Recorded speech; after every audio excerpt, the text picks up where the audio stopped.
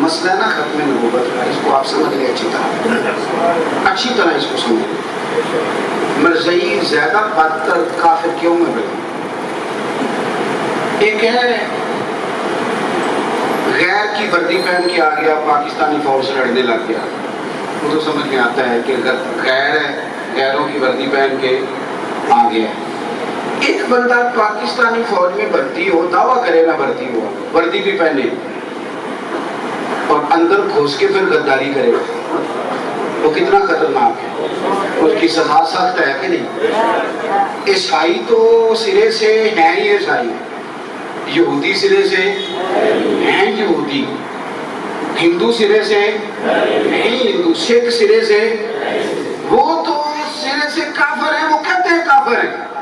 مرزائی زیادہ بے حیا اور زیادہ غدار اس لیے ہے کہ یہ نبی پاک کا کلمہ پڑھ کے غداری کرتا ہے۔ یہ بے ایمان جھوٹ موٹ کا دعویٰ کرتا ہے کہ ہم مسلمان ہیں اور اندر سے مرزا کو نبی مانتا ہے، اس لیے یہ بدترین کافر ہے، بدترین۔ اور پتہ ہے ظلم کیا ہوا کہ یہ اندر گھس گئے، انہوں نے حال بڑا برا کر دیا، بڑے بڑے عہدوں تک پہنچ گئے۔ ایک سوال مجھ سے کئی نوجوان پوچھتے ہیں، میں اس کا بھی جواب دے دوں۔ وہ کہتے ہیں جی یہ کامیاب کیسے ہو گئے، اتنے سارے لوگ پیچھے کیسے لگا لیے؟ صحیح بتانا، آج کل دین کی طرف زیادہ لوگ لگے ہوئے ہیں، شیطان کی طرف۔ اچھی طرح سمجھ لو، یہ جو نفس ہے نا، یہ غلط بات کو جلدی قبول کرتا ہے۔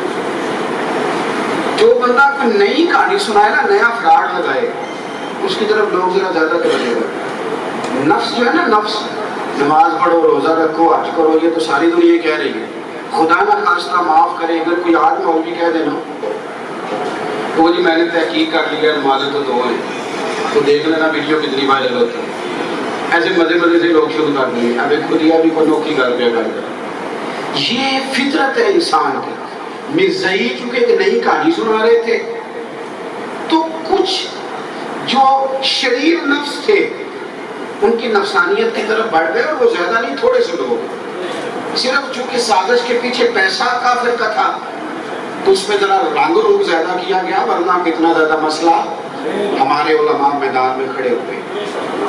ووٹ آپ نے دینا اپنی مرضی سے ہی ہے، سیاستدانوں کو دینا، قوم ہماری بڑی سمجھدار ہے، وہ دیکھ داکھ کے چلتی ہے، لیکن یاد رکھنا دین پہ کڑا وقت جب بھی آیا ہے نا، ڈنڈا دین کے لیے جب بھی کھایا، مولوی کی پشت نہیں کھایا، بڑے بڑے پیر بھی نہیں آتے، وہ بھی نہیں، مار کھانے نہیں آتے، پشت پہ ڈنڈے انہی کے پڑے ہیں۔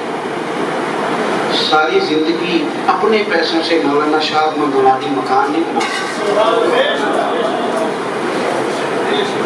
میں کیا آپ کو بات عرض کروں، ہم نے تو وہ لوگ کھوئے ہیں کہ تاریخ کبھی پلٹے گی تو آپ سے سوال کرے گی۔ ہاں، بے قدرہ کچھ قدر نہ جاتی، کیتی خوب تسلی ہوں، دنیا دار پجاری زرد کتیاں دے کر ٹلی ہوں، حکم روشن اکھیاں تکیوں ویک حویلی کلی ہوں، تے کوچ نصیر اساں بھی جدوں کیتی نہ ادوں بھی پہ جانی تھر تھلی۔ یہ بات میں نا مجھ پہ تحقیق میرے بات کرے گی دنیا، اور کبھی کبھی میں دوستوں میں بیٹھتا ہوں تو میں کہہ دیتا ہوں ہمارے بعد اندھیرا ہی رہے گا، بڑے چراغ جلاؤ گے روشنی کی۔ یہ میرے محفل ہوتے ہیں کچھ لوگ، ان کے دم قدم سے بڑے جذبات ہوتے ہیں، بڑی بات ہوتی ہے۔ مولانا نورانی 12 زبانیں جاننے والا شخص، اتنا پکا حافظ، یہاں تجھے مولوی تھوڑا سا خطیب بن جائے وہ نماز پڑھانی جوڑ دیتا ہے۔ اور مولانا نے اپنی ساری زندگی 60 کے 68 مصلے سنائے۔ یہ پیسہ نا کسی کو بھی برا نہیں لگتا۔ وہ جو نعت کا کہہ رہا ہوتا ہے نا، دنیا چڑھنی پہ تے چڑھدا ہوا سدا دامن حضور کا چڑھنا نہیں، وہ کہتا ہے 5 لینا ہے تو 5 بھی نہیں چڑھنا۔ حالانکہ کہہ رہا تھا کہ میں یہ بھی، میں آئے گا نا میدان تو میری قوم تماشے کرے گی، معاذ عجیب و غریب قسم کی کہانیاں بنائی، وہ میں نے 20,000 میں خریدا ہے، وہ میں نے 25 میں خریدا ہے۔ یہ بیچنے والے مجرم نہیں، خریدنے والے مجرم ہیں، یہ خریدنے والے مجرم ہیں۔ یہ اپنے محلے کے امام کو رہنے کے لیے چھت بھی نہیں دیتے، اس کو موٹر سائیکل بھی نہیں دیتے کہ وہ اپنے بچے اسکول چھوڑائے، لیکن نعت خانوں کو کروڑ پتی کر دیتے ہیں۔ وہاں ان کے پاس وہ دکھاوا ہوتا ہے نا، وہاں بڑی ان کے پاس دولتیں نکلتی ہیں، بڑے پیسے آتے ہیں۔ تو میری بات کو آپ سمجھیں گے، علامہ نورانی کو کروڑوں روپے کی آفر ہوئی، کروڑوں روپے کی، اور جب انہوں نے کہا نا کہ خریدنے آئے ہیں تو فرمانے لگے میں تو بڑا پہلے بیچ چکا ہوں پر بکا دربار مصطفیٰ۔ تو میں ایک بات جو آپ کی خدمت میں عرض کرنی ہے، یہ ختم نبوت کا مسئلہ نا فٹافٹ اسمبلی میں حل نہیں ہو گیا، توجہ ہے میری بات پر؟ اسمبلی میں فٹافٹ حل نہیں ہو گیا، اس کے پیچھے پوری تاریخ ہے، اس کے پیچھے جیلیں کاٹی علماء نے، مشقتیں برداشت کی، اور پوری جد و جہد کے ساتھ، بڑی مشقت کے ساتھ ان لوگوں نے۔ پاکستان کا مطلب کیا ہے؟ تو ان کے لیے دس یہ گل سیاست کا نہیں ہے پاکستان، کس نے بتایا؟ سنیے یہ میں کہہ رہا ہوں اس کو سنیے، کس نے بتایا؟ ہمارے بزرگوں نے، میرے دادا نے مجھے بتایا، وہ ہجرت کر کے آئے تھے، آپ کے دادا پردادا نے بتایا، نعرہ آج تک کام ہے۔ صحیح بتاؤ، جتنی سیاسی جماعتیں آپ کی ہیں مذہبی تنظیموں کو چھوڑ کے، کوئی ایک جماعت بھی یہ نعرہ لگاتی ہے؟ کیوں؟ آپ ان سے پوچھتے کیوں نہیں آپ سوال کرتے کہ پاکستان کا مطلب کیا؟ یہاں تو کہانیاں سناتے ہیں آپ کو، کوئی کہتا ہے میں کرپشن مٹانے آیا ہوں، کوئی کہتا ہے روٹی کپڑا مکان دوں گا، کوئی کہتا ہے ووٹ کو عزت دو، یہ تو اپنی اپنی اسٹوریاں سناتے ہیں۔ پاکستان کا جو اصل نعرہ ہے وہ ہے پاکستان کا مطلب کیا؟ یہ تو بچے کو پتا ہے۔ آپ کی سیاسی جماعتوں کا یہ منشور اس لیے نہیں ہے، ناراض نہ ہونا کہ یہ میرا منشور نہیں رہا، یہ آپ کا منشور نہیں رہا۔ جس دن یہ منشور میرا اور آپ کا ہو گیا نا، سیاستدان تو اتنا لڑتے ہی نہیں، وہ تو جس مرضی پارٹی میں جا کے صلح کر لیتے ہیں۔ لڑتے تو ہم ہیں، یہ الیکشن آتا ہے تو میں اپنی بیٹھک کے سامنے، آپ اپنی بیٹھک کے سامنے کرسیاں لگا کر بیٹھ جاتے ہیں، جلیبیاں نکل رہی ہیں، اور جناب میرے آ کے ووٹ نہ دیتے تھے میں ناراض ہوں۔ یہ کیوں نہیں بات کرتے ختم نبوت کی، تحفظ ناموس رسالت کی؟ وہ اس لیے نہیں کرتے کہ آپ جب یہ آپ کے دروازے پہ آتے ہیں تو آپ ان کو سمجھاتے نہیں، آپ وہ وہی پرانی کسی پٹی باتیں، جمہوریت اور فلان اور فلان اور فلان۔ یہ 97 میں جب حکومت بدلی نا تو ہمارے یہاں بابا جی نا ریڑھی لگاتے تھے صبح صبح ناشتہ، تو صبح صبح نا میں بڑے زمانے سے اخبار پڑھتا ہوں، حکومت بدل گئی، فوجی حکومت آ گئی، تو میں نے بابا جی سے کہا، میں کیا ہو چاچا جی پتہ نہیں حکومت بدل گئی ہے؟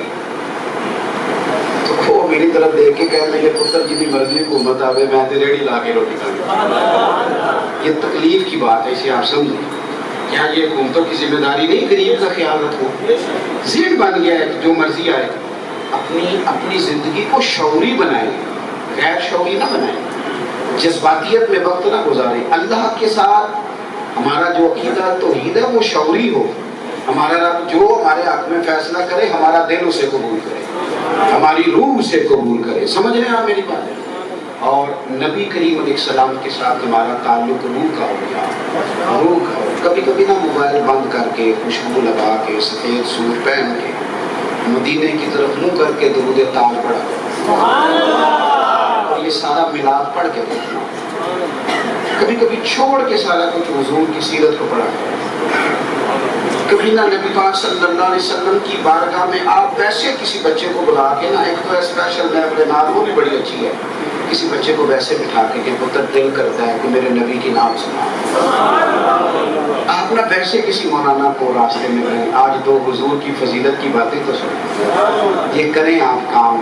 آپ کو دیکھیں۔ میں نے ایک دفعہ جمعے کے فضائل، مدینے کے فضائل میں تقریر کی، بڑی کتابیں پڑھتے ہیں، بڑا کچھ سنتے ہیں، کبھی کبھی کچھ سادہ بندہ بھی رلا دیتا ہے۔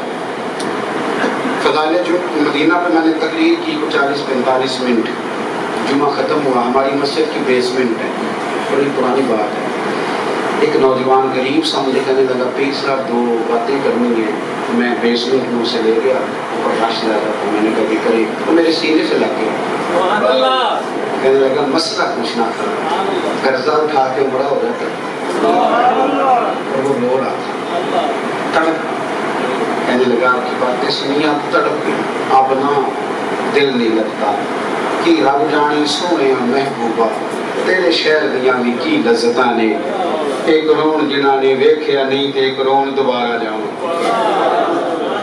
تو میں تقریر بھی کرتا ہوں سنتا بھی ہوں، لیکن اس بچے نے مجھے رلا دیا.